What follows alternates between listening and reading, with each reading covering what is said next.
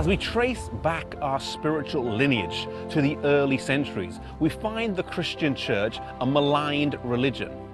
It was not popular. Many of the Christians in the early centuries paid the ultimate price for their faith with their lives. The Colosseum in Rome stands today as a testament of this fact. Under pagan Rome, the Christian church struggled along, but one thing was sure. The intensity of the persecution kept the church free from nominal and lukewarm Christians. If you were a Christian, you had to be all in. There was no middle ground. But in the 4th century, an event would come along that would change all of that dramatically.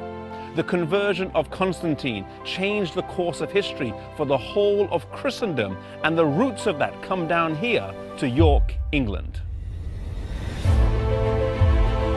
In 306 AD, Konstantin was declared emperor here.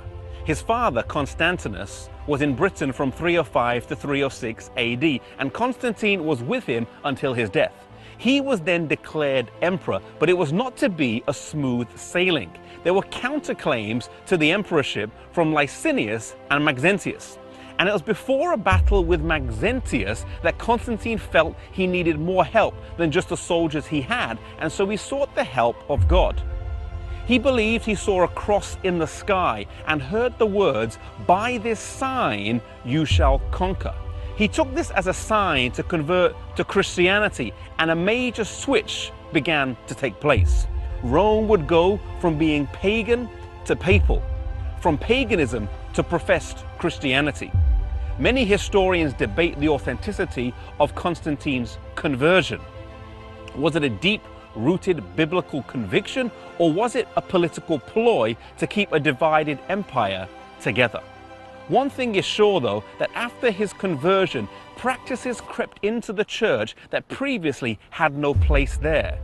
Temples that were pagan were changed to Christian. The Pantheon in Rome was changed into a Christian church, and the names of gods were changed to Christian saints. For example, Jupiter became Saint Peter, and the list goes on.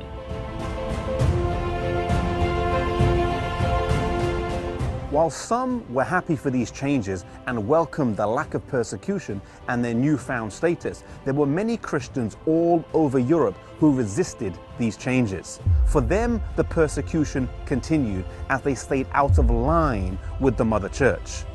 These were Christians who were maintaining the pure apostolic faith that was handed down to them over the years. There were scattered groups of people all over Europe, in northern Italy, in southern France, the Celtic Church here in Britain, and in various other places. The Bible refers to them as the church in the wilderness in Revelation chapter 12, verses 6 and 14. They were not always the biggest, they were not always the largest, but God would always have a people that were true to Him and that were faithful to His word. And so from this point on, two branches of the church would emerge.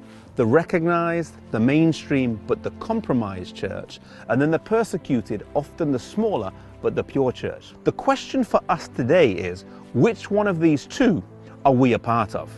May we never compromise truth for popularity. May we be faithful to God and to His word, no matter what the situation is.